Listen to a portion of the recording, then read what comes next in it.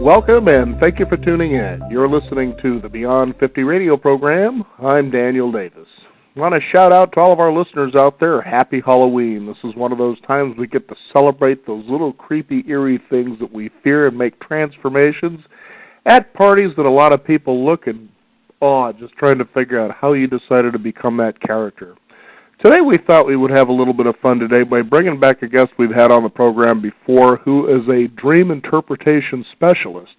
Has a marvelous book out there where you can interpret your dreams and find out what the symbologies, the colors, everything that's going on in your life, and maybe get those messages to give you an idea what you should do with your life or how you can solve problems.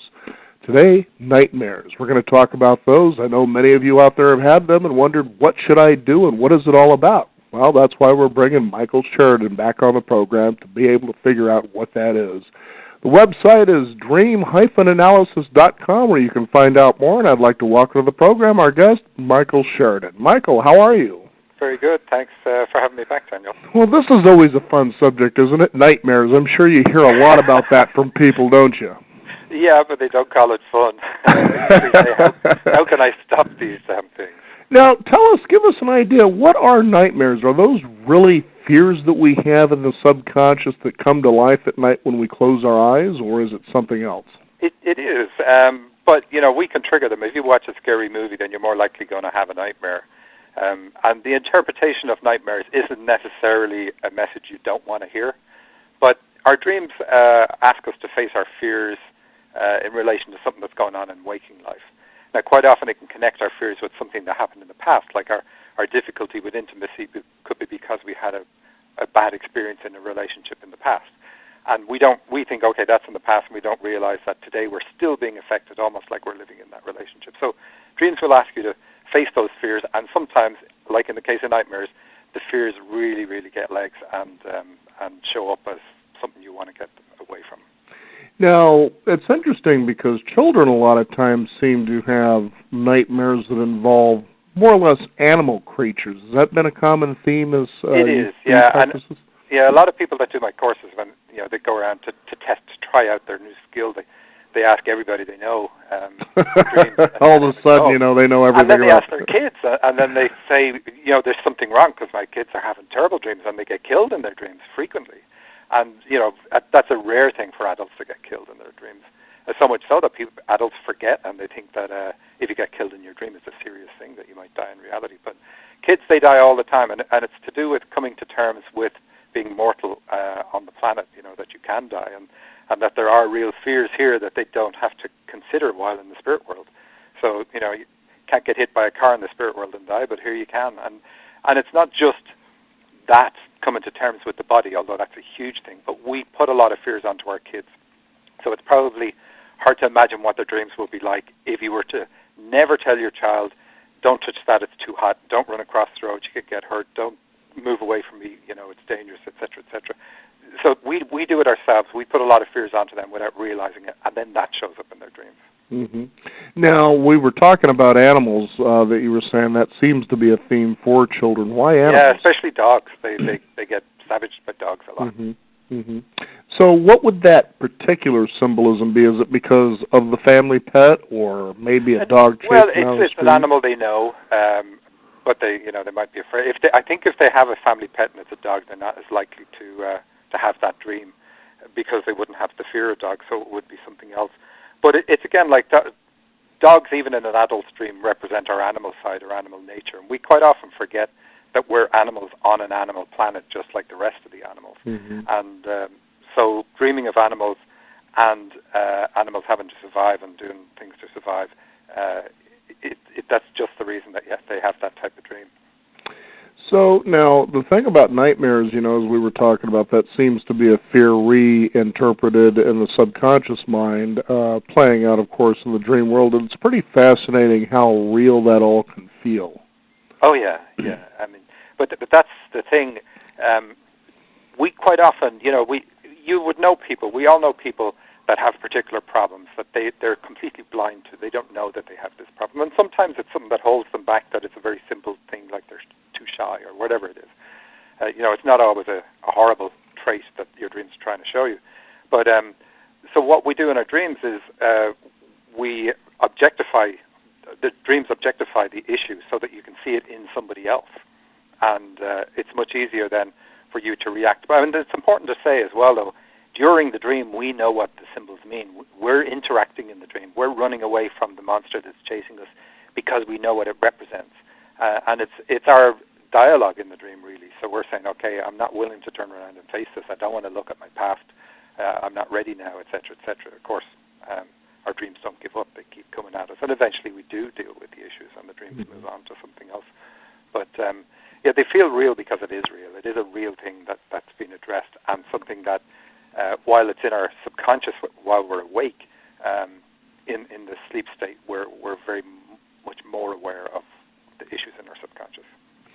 I think one of the most fascinating dreams, when I look back on it over the years, is when you have that dream that you're trying to escape from somebody, and you might even have a small hill, and I'm talking about like in a parking lot kind of a small hill. Oh, yes. And you can't seem to get over that thing and get away from whoever you're running from. You know, what's that all about? You know, sort of like the hallway gets longer, whatever the case is. Yeah. Yeah, or trying to get through a door and having no power. And you think back, I mean, it's fairly easy to figure it out. The only time in your life when you don't have that ability is when you're a child, you know, when you're an infant. You can't use your legs, you can't use your arms to pull yourself to go anywhere. So it brings us back to that particular time when we couldn't get away from whoever was around us. And it's not that something scary was happening, etc. The big thing for kids when you regress them with hypnosis and stuff, when you regress adults back to childhood, the big thing is the amount of love they feel and the connection they feel with their parents. Mm-hmm. And if they don't feel that love, that unconditional love from the mother, that's something they want to get away from, you know, because we tend to, like as if we were never kids, we tend to form our reaction, our image of ourselves based on the reaction of the important people in our lives, and the two important people in our lives in childhood are our parents. Now, do you ever suggest to people to actually face their nightmares and perhaps conquer them? Okay. Yes. If you can become lucid in a dream. But you can do it. Lucid is where you become aware that it's a dream, and you know that, okay, even if I get bitten or savaged, I'm not going to die. And you can get to a state where there isn't a fear, and you know, okay, if I do it this one time, I'm not going to have this dream again, and you don't. But sometimes, you know, people can still, you know, they'll turn around and point. One person had this recurring dream of wolves chasing him, and he finally became aware of being in a dream and turned around and pointed at them, and they savaged his ankles. Oh, boy. And he was expecting them to just run away. But he had problems with his ankles, and so the dream was showing him, look, it's your own animal, like it's your own body attacking yourself, because everything in the dream is you, so the animals in the dream are also represent your body. So it's saying he needs to do something, address something, change something he's doing in life so that this doesn't happen. So it's trying to give him a message. I think what's fascinating is you become an adult that your dreams, or let's say the nightmares as we're talking about here, tend to really reflect what's going on in your life. Like you might have had a past failure, something that was really big in your life, and then you go back and you revisit that again, and you feel the fear of what was going on that caused that loss, whatever the loss may be. It could be a job, it could be, you know, a spouse, loved one, or a friend going away. And that sense of longing and pain that you kind of feel in that, but then I've found that you can also kind of turn that around to restructure it in a way where, you know, there's probably a happy ending to that. Do you ever suggest that to people? Yes, but here's the thing. Quite often, dreams will focus on the good thing in a relationship. So if a relationship ends badly, you know, say you get ditched and it was unexpected, and that jolt is huge to you. I mean, that can take a long time to get over. But what people tend to have after a couple of years is they dream of the really idyllic times in that relationship. And the dreams are trying to say, look, bring the good forward. Remember, you know, that the effort you put into relationships is worth it. So it frequently, dreams will bring you back to something that you've successfully dealt with. Like, for instance, if you quit smoking and you successfully quit smoking, a lot of people will dream of smoking again. And what those dreams are about is reminding them that they have the ability, because they thought at one point they wouldn't be able to quit smoking. and they have the ability to overcome their addictions. And the dream is saying, look, if you could do that, then you can also overcome this other thing in your life that isn't nearly as big. Mm-hmm. There are times I'll have dreams. Many years ago, I used to enjoy chewing tobacco, and I've long since quit, but there are times that I'll have dreams where I'm at the sink and I'm trying to get it all out of my mouth and I just can't seem to do it, and I realize as I wake up it's because my mouth is dry and I need to go and get something to drink. But it's funny how in the dream it interprets my mouth is full of all this tobacco and I can't seem to get it out. Absolutely. It's funny how not funny, but we know how the brain works. It really works by analogy, and things get compartmentalized together.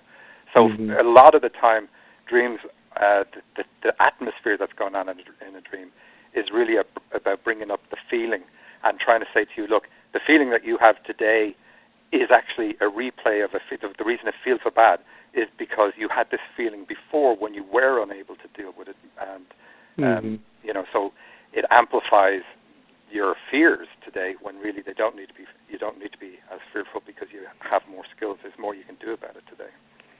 You know, it's interesting because I have a producer question here that says, how about the horrible dream of having to go to the toilet in public? Now, here's an interesting one for me. I remember, and I've had this happen a couple of times, and it was really weird, is that you find yourself naked in public. And for me, it was realizing here were two other people in the dream that were already just that way. They were actually black garbage men, of all things. I couldn't figure that one out, I guess, but maybe it was the city I was living in. But one of them was just easily, standing there, he was naked, he was emptying the garbage into the garbage truck, and then all of a sudden I realized, well, I'm naked too, but he seems okay with it, so okay, maybe I'll ease into this. And I would find each time that I would have a dream similar where I was naked in public that I would be thinking, well, just relax, it's okay, it doesn't seem like anybody else is bothered by this. What do you think something like that is all about? Well, that's really good that you weren't bothered by it. So being naked in public... Well, I was uncomfortable, but I tried to ease to not be bothered about it. So you're being faced with an issue, faced with something that's uncomfortable, but you accepted it by the end of the dream, even though you were still uncomfortable. And that's really what dreams are trying to do. What you'll find most people do is they spoil the dream. They run away, try hide, cover themselves, etc. So what you're doing is exactly what you want to do. And because you do that in your dream, you wouldn't need to meditate on the dream and then turn it around and try to do what's right because you've already done what's right. So that's really cool. But what it means is, so clothes and dreams represent attitudes because we dress ourselves to suit our mood and just to suit our authority, etc., or our role, whatever it happens to be in life. And to be naked means to strip yourself of all attitudes and to be open and honest in public. So in your case, it's pretty much what you do on the radio. You share things about your life because it encourages your guest to share and be open, etc., etc. Mm-hmm. But you're really putting yourself in you're being naked in public symbolically by doing that, and that's exactly what it means in a dream. It's saying don't be afraid to be honest and be yourself. And the black garbage man, black colors in dreams come from their meaning in the aura. It's nothing to do with skin color or anything. Okay. So black person. So the color has everything to do with the body's aura, is what you're saying? Yeah, exactly. Okay. It's completely. The meaning completely comes just from the meaning in the aura, and black is not a good color in the aura. It's rarely there, and it just represents fears. That's the biggest keyword for it. So fear is about being this way. And the garbage men, what they do is they eliminate things you no longer need. So they're saying to you in a positive way, this is something you need to eliminate. It's okay to be yourself. Mm-hmm. And symbolically, that's what they do. And in the dream, you see that, and you actually said, well, they don't seem to have a problem, so maybe I'll let it go, which is exactly what the dream wanted you to do. So they did their job well. That's fascinating because when I look back on that time in my life, that was about, the late 1980s, and that's exactly what was going on when I think about it, is the fact that, here you are in your mid-20s, for instance, you're trying to please everybody, but, what you're doing for work and how your living just doesn't seem to be jiving too well, and it's time to face the facts that maybe it's time to change that. Maybe that was what the dream was talking about, to feel okay about doing that, not worry about, the outcome, so to speak. Yeah, and I mean, ultimately, that's what life is about: is learning about yourself and not being afraid to be yourself. Mm-hmm. Now, I know many people who have had education past graduating from high school have probably had the idea of having to take the high school or college exam they've already passed, but dreaming that maybe, it's 3 minutes before the bell's ready to ring, and that's how long you have to take the SATs, for instance. Yeah, There's a famous scene in the movie Risky Business where Tom Cruise goes through that. And the idea you've got this major test to take, but you've only got 3 minutes left to take it, and oh man, your whole future is ruined. It's all riding on this, and you haven't prepared. It's a very common dream, and it's one that recurs for people, with large gaps. And what it signifies, like when you think about high school, you're not allowed to take the SATs until you've done all the required studying. And it's a time in your life that once you've done this test, your life is going to change dramatically. You've got much more freedom. You can choose what you want to do after this point. And so it really signifies an expansion of yourself. And so when you have this dream again, even though in the dream you're nearly always going to fail the test, and it's nearly always a subject like mathematics or English, if your English is your first language. So it's going to be a dream that's about expanding yourself, and it signifies that now is at the right time for you to make a significant change in your life, because we have stages in our lives where we're learning particular things about ourselves. We're going through particular lessons. It's probably the wrong way to say it, because it's really like life is about learning about ourselves. And so it's saying that in the environment that you're in now, and it could be your work, it could be whatever, it could be your relationship, it's saying that you've got as much out of this as you're ever going to get. So now is the time to move on, or to take on something new. Do something that up to this point you wouldn't have had the nerve to do. And it's going to be good. It's going to help. It's really going to work for you, and it's going to expand you in really positive ways. So when you have that dream, whatever else is going on that you're thinking about doing, it's really the most encouraging dream you could get, to say, go ahead and do it. Now, here's a fascinating one that I know is very common, as I used to be in the industry where you wait tables, serve food, bartend, that sort of thing, cook. And, until I was in that industry, I'd never really experienced much in the way of dreams regarding work, okay? Yeah. But this one here was a doozy, and I tell you, anybody who's ever been in the industry knows what I'm talking about, because they've all experienced this. You're waiting tables, and for some reason, you're just overwhelmed and you can't get anything on track whatsoever. No matter how much you try, and I finally realized I just have to wake up from this, because there's no way that you can ever accomplish all the tasks that occur when you're having that server nightmare dream. It's not too common of a dream, but it does feel like you need 2 paychecks for that day, because you've been working all through your dreams too.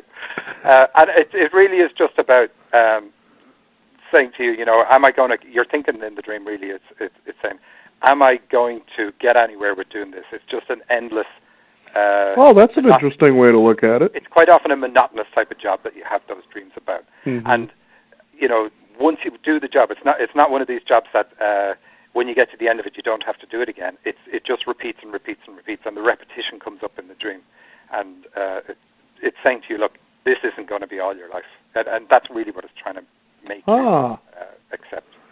Now, let's go ahead and talk about certain symbols regarding the holiday of Halloween, if you want to call that a holiday, at least a celebration anyway, and some of the things that we tend to see in stores that people buy, for instance, skeletons in dreams. What would that be? Yeah, skeletons, it's kind of a funny one. Some people, and there's even doctors have written books about this, have an ability to look at a person, and it's like symbolically see inside their body, but they just look at them and they know what's wrong with them, and they know why it's wrong with them. They know what age a certain thing happened. And for people who were into this field, they would be aware of a lot of the books. Very, very famous. Anne Brennan wrote one, Hands of Light, which is all about that sort of stuff. And then there's been lots of research done by other psychologists on doctors to see, many are in the field that have these abilities but hide them, because of course they'd be disbarred if they were, or they would be kicked out of the profession. I mean, if they were to say that they were dabbling in anything alternative at all.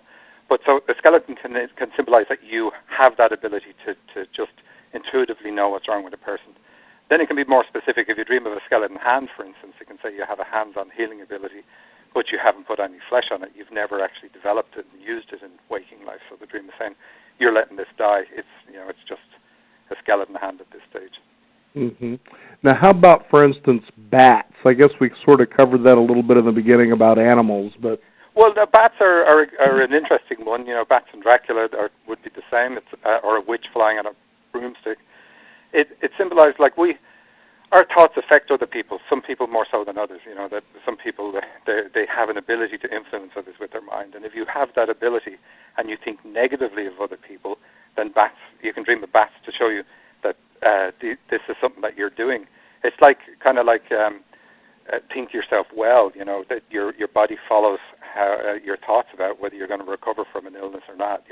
And if you ever doubt that, just think about the placebo effect. Mm-hmm. Between 30 to 90% of people, depending on the placebo being used, will heal themselves when they're given nothing except a saline solution or something like that. So your mind has great powers if you really believe it. And the dream of bats is saying to you, your mind negatively affects other people when you think badly about them. So be careful what you think about. You get karma for throwing that crap at other people. And that is an industry term, crap, I take it.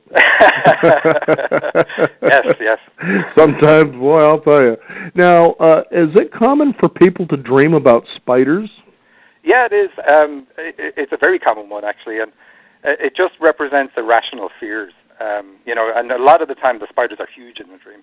And it's saying, that people should never be afraid of a spider. There's no need to be afraid of a spider. We can always outrun a spider. We can always walk away from a spider, etc., etc. Or if you're from a country like I'm from that has no poisonous spiders, there's never an issue, but yet people still have the fears and run screaming from a room.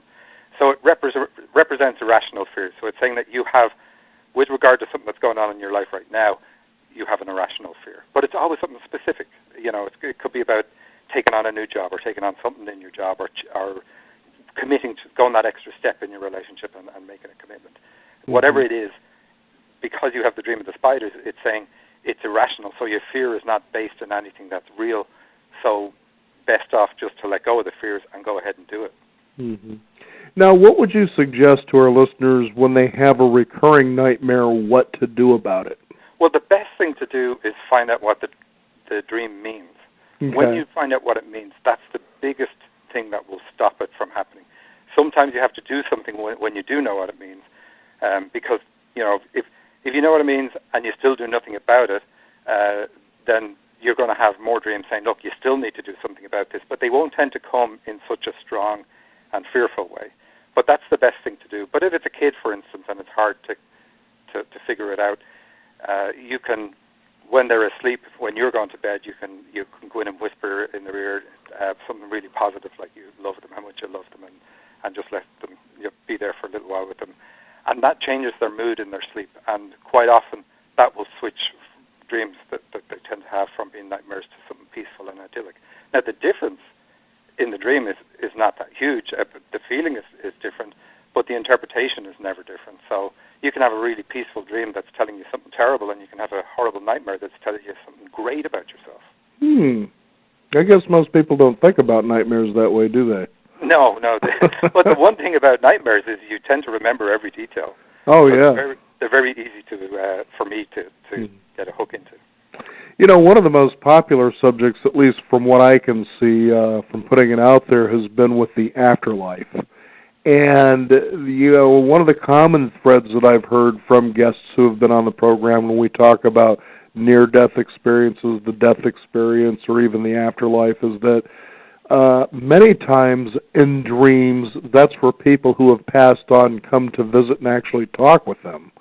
Do you see that happening a lot with your kind of work? Yes, absolutely. And the difference tends to be that you remember dialogue in the dream. So what happens is we meet our loved ones who've passed on, and we even meet people who haven't passed on. We meet them on the astral plane. It's like a midpoint between the spirit world and the physical world.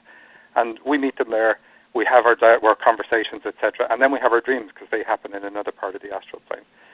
And we interweave our conversations into dreams. So you will have a lot of what's symbolic in the dream and can be interpreted, but the dialogue is really showing you, look, you did meet this person.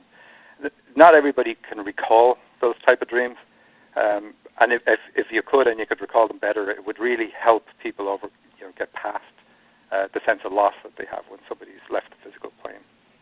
I think when you say dialogue, that's been one of those weird experiences in a dream where a lot of times it isn't a two-way conversation. It's usually you talking to somebody, and then the only thing you may hear coming back is maybe breathing. And then you realize it's actually you that's breathing because you don't know really what that other person's supposed to say back. An example was earlier we were talking about relationships and how maybe if they go sour that in the dreams you may replay that and take a look at it. And that actually happened to me at one time. And so there I was on the phone talking with her, trying to get the relationship rekindled even though it wasn't happening.